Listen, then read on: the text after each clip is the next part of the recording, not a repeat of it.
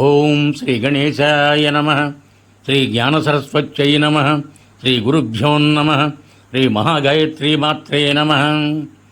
శ్రీ మహాగాయత్రీ మాత YouTube ఛానల్కు అందరికీ సాదర స్వాగతం. ఆహ్వానించువారు కాశీవజ్ర సుబ్రహ్మణ్య శర్మ, నిడదవోలు. తిరునావుక్కరసు నాయనారు అప్పార్ సప్తమ భాగము కొనసాగింపు. జ్ఞాన సంబంధాలు ఇక్కడకు వచ్చిన తరువాత వీరిద్దరూ కలిసి మరో ఇద్దరు విశిష్ట భక్తుల్ని కలుసుకున్నారు. వారే చిరుతొండ నాయనారు, నీలనక్క నాయనార్లు. తర్వాత వారిద్దరూ కలిసి తిరుఅంబరు, తిరుక్కడవలూర్లను సందర్శించారు. తిరుక్కడలూరులో వీరు గుగ్గుల కలయనాయనారనే మరో విశిష్ట శివభక్తుని మఠంలో బస చేశారు. ఇక్కడి మరుభూమి కూడా పవిత్రమైంది కావటంతో దీన్ని కూడా వీరు దర్శించి రుద్రభూమిగా స్మరించుకుంటూ నమస్కరించి కీర్తించారు. అక్కడి నుంచి తిరునీడి మిళిలై వెళ్ళి అక్కడ పరమేశ్వరుణ్ణి దర్శించి స్వయంభూ క్షేత్ర సందర్శనం చేసి అక్కడి దైవాన్ని పలు విధాలుగా అభయాన్ని అర్థించారు. ఈ క్షేత్రంలో వారు ఎక్కువ కాలం గడిపారు. ప్రజలంతా అల్లాడిపోతున్నారు. దురదృష్టవశాత్తు ఇక్కడ దుర్భరమైన కరువు సంభవించింది. దాంతో అప్పరు, సంబంధారు పరమేశ్వరుని ప్రార్థించారు. వీరి ప్రార్థనకు కరిగి ఒక చేత జింకను, మరో చేత గొడ్డలిని పట్టుకుని ఉన్న పరమేశ్వరుని కరువు బారి నుంచి ప్రజలను కాపాడమని ప్రార్థించారు. అప్పుడు పరమేశ్వరుడు ప్రత్యక్షమై, భక్తులారా, మీరిరువురు సుఖదుఖాలకు అతీతులు. ఆకలి తప్పులు మిమ్మల్ని బాధించవు.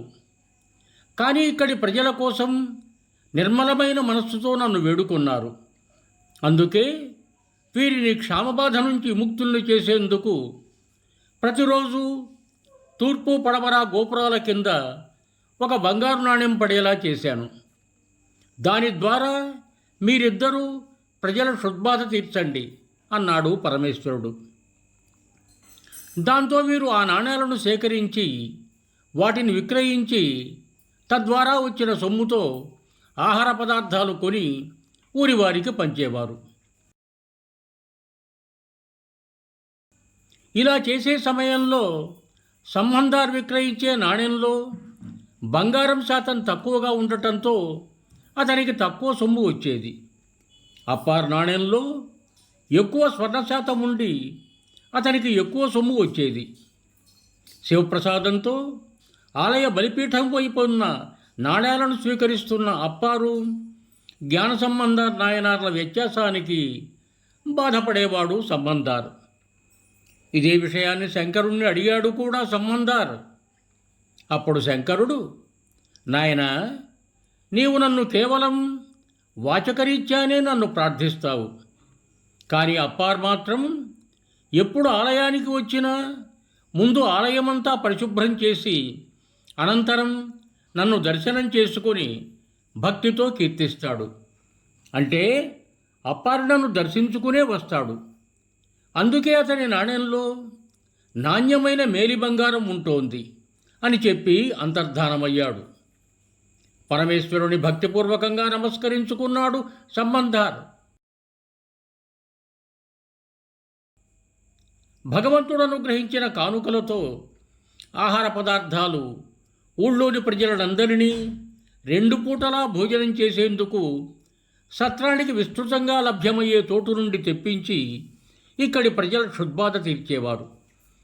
ఈ విధంగా ఇక్కడ పరిస్థితి యథాస్థితికి వచ్చే వరకు ఇదే విధంగా చేశారు ఈ శివభక్త నాయనార్లు.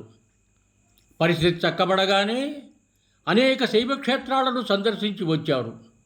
సంబంధార్ తనను అప్పాని పిలిచినప్పటికీ పొంగిపోక నేను కేవలము మీ శిష్యుడననే ప్రకటించుకున్నాడు అప్పార్. ఇద్దరూ వీలైనన్ని శివక్షేత్రాలకు తిరిగి శైవభక్తి మతోద్ధరణకు పాటుపడ్డారు. క్షేత్ర దర్శనంలో భాగంగా ఇద్దరూ కలిసి తిరుమరైక్కాడు అంటే వేదారణ్యం క్షేత్రానికి వెళ్ళారు. వీళ్ళిద్దరూ వెళ్ళిన సమయంలో ఇక్కడ నెలకొన్న వేదారీశ్వరుని ఆలయ ద్వారాలు మూసుకొని ఉన్నాయి. విచిత్రం ఏమిటంటే ఈ ద్వారాలు ఇప్పుడే కాదు, ఎప్పటి నుంచో ఈ విధంగా మూసుకొని ఉన్నాయట. అందుకు అక్కడి పూజారులు ఏవేవో కారణాలు చెబుతారు. అయితే పూర్వం ఇక్కడ వేద పఠనం చేసే సమయంలో వేద పన్నలు చదవటంలో స్వరంలో అపస్వరం పలికిందట. ఆ నిర్లక్ష్యాన్ని సహించలేని వేదారణ్య స్వామి ఆలయ సింహద్వారాన్ని మూసివేశారని ఒక కథనం. అప్పటి నుంచి వీటిని తెరిపించటం ఎలానో ఇక్కడి వారికి అర్థం కాక పక్క ద్వారా నుండే దైవ దర్శనం చేసుకుంటున్నారు. దాంతో ఇక్కడి భక్తులు సరాసరి సింహద్వారం గుండా దైవ దర్శనం చేసుకునే విధంగా పరిస్థితిలో మార్పు తీసుకురమ్మని వేదారీశ్వరుణ్ణి కమ్మని కీర్తనలతో వేడమని అప్పర్ను అభ్యర్థించాడు సంబంధార్. వెంటనే అప్పర్, అర్ధనారీశ్వర, ఈశ్వర, వేదారణ్యవాస, సింహద్వారానే నిన్ను నేత్రపర్వంగా చూడాలన్న ఆకాంక్షతో మేము ఉన్నాం. మమ్మల్ని అనుగ్రహించి మాకు నీకు అడ్డుగా నిలిచిన మాయద్వారాన్ని తెరిచి నీ ఉనికిని నిరూపించుకో అంటూ ఒక పత్రికం పాడాడు అప్పార్. అయినా తలుపులు తెరుచుకోలేదు. అందుకు చిన్నబుచ్చుకుంటూ, పరమేశ నీకు మాపై దయలేదా అంటూ మరో పద్యం పాడాడు. అప్పుడు తలుపులు వాటంతటవే తెరుచుకున్నాయి. ఇక్కడి వారంతా ఈ దృశ్యాన్ని చూచి ఆశ్చర్యచకితులయ్యారు. దేవతలు విజయదుందుభులు మోగించారు. వేద ఘోష వినిపించింది. భక్తులంతా ఆనందపరవశులయ్యారు.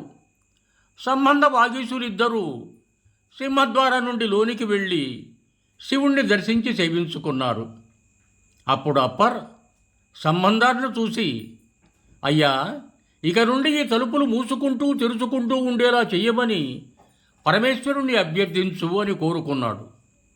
సంబంధార్ అతని కోరికను మన్నించి మరింత చిత్రంగా ఒకే ఒక పాటను పాడి తెరుచుకున్న తలుపులు మూసివేశాడు.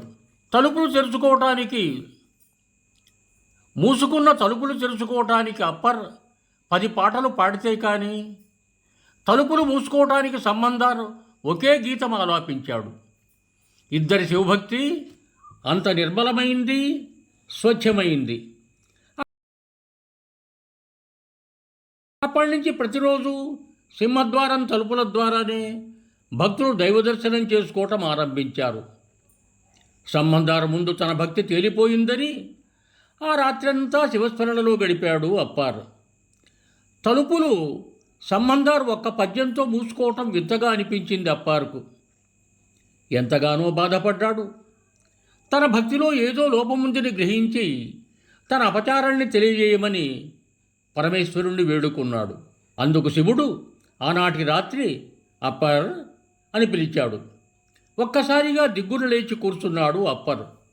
స్వప్నంలో సాక్షాత్కరించి, భక్త, విచారించకు, నీవు వాయుమూరుకురా అని ఆదేశించాడు. ఎప్పుడు తెల్లవారుతుందా అని ఉత్సుకతో ఎదురుచూస్తున్న శుభతరుణం రానే వచ్చింది. భళ్ళున తెల్లారింది. వెంటనే శివాదేశం మేరకు అప్పార్ వాయుమూర్కు బయలుదేరాడు. ఒక కాంతిపుణ్యం సాక్షాత్కరించింది. అదే పరమేశ్వర రూపంగా భావించి అనుసరించాడు అప్పార్. అలా వెళ్ళగా కాంతిపుణ్యం దారి చూపిస్తున్నట్లు అతని ముందుగా సాగిపోతోంది. కొద్దిసేపటికి వాయుమూర్ ఆలయ శిఖరం గోచరమైంది. అంతే, అప్పటి వరకు మార్గసూచిగా ఉన్న కాంతిపుంజం అదృశ్యమైంది. కళ్ళ ముందు కటిక చీకటి కమ్మినట్లయింది అప్పర్కు.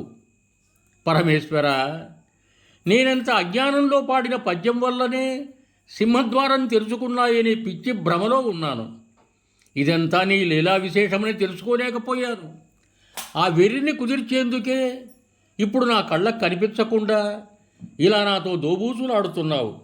శంకరా, నీ మాయలు తెలుసుకోవటము బ్రహ్మ విష్ణాదులకే సాధ్యం కాదు. నేనెంతటి వాణ్ణి అని చేతులెత్తి నమస్కరించాడు. వేదారణ్యం నుండి అప్పర్ వాయుమూర్కు బయలుదేరాడని తెలుసుకున్న సంబందార్ తాను కూడా అక్కడికి వెళ్ళాడు. సంబందార్ను చూడగానే అప్పర్ కళ్ళల్లో మెరుపు మెరిసింది.